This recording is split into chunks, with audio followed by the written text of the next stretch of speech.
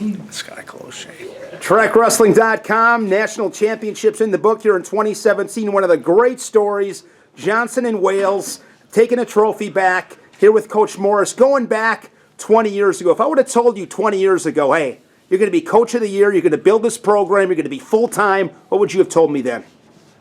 You have to believe it in order to accomplish something like that for sure.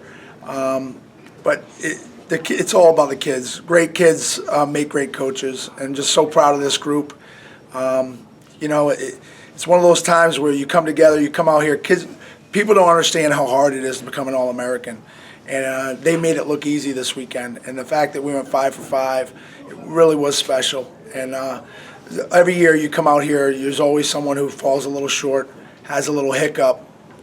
And at the same time, this year there was none of that. So it was really exciting because now we can go out and have a good night and celebrate as a team, and we're all coming home with some hardware.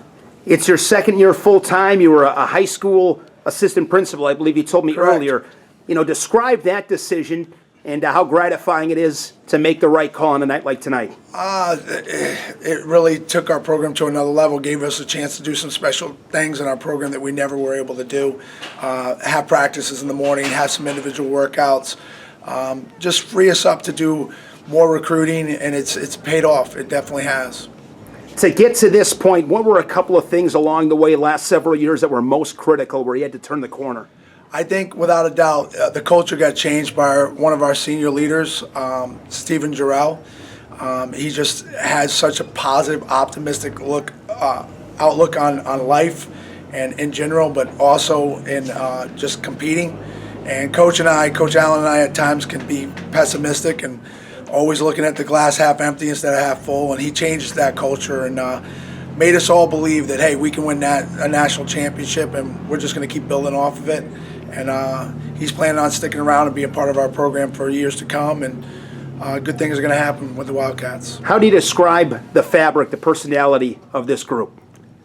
Very diverse, all different personalities throughout the entire program, and every kid on our program is important, from the 40th guy all the way to the top guy. And our culture in our program, we pride it in family.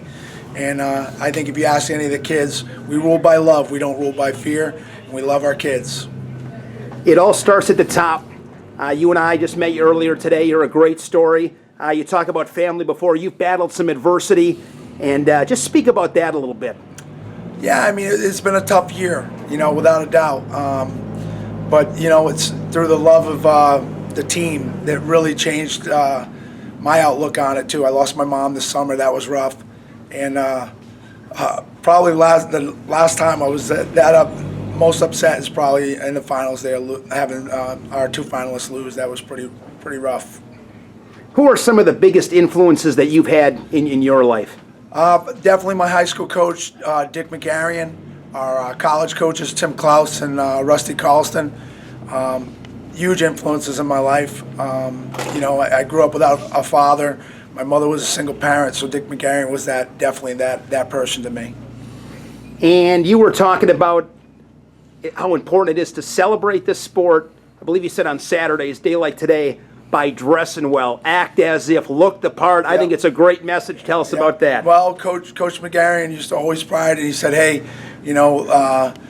when you go to a wedding, what do? You dress up. When you go to any celebration, you dress appropriately. And no sport, you work harder, and we want respect. You need to dress up and show your respect for the sport. And we try to tell our kids that anytime we have a dual meet and you're not competing, we expect our kids to dress appropriately. And you'll see a lot of our alumni throughout the country now that are coaching. And I take a lot of pride. They're not in sweats. They're not in jeans. They're not in sneakers. They're dressed appropriately when they're coaching, and you got to show respect for the sport. You'll never see a basketball coach in a pair of sweats. And sometimes in wrestling, we're our worst enemies, and we need to show respect for the sport of wrestling. Wrestling's not just singles and doubles. It's being a CEO, running a program, the best of brand. I mean, you guys market as well as anybody in the country. Speak about that. Well, I can't take credit for that. Coy Cooper, at one of the conventions, talked to me about that, and I came back and I introduced that to Coach Allen, and he's taken it to a whole nother level.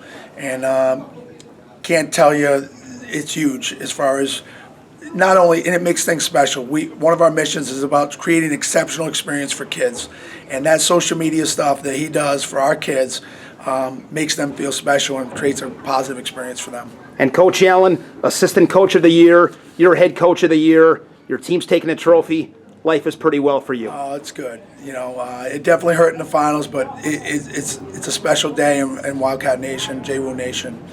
Well, congratulations. Appreciate the time. Thank you so much. I think we got your guys behind you. That's it, right There there. they are. Hey, ready? That's JWU! Woo! Thanks, Shane. Thanks a lot, guys. Coach Allen, congratulations, too. Thank you. Thank you so much.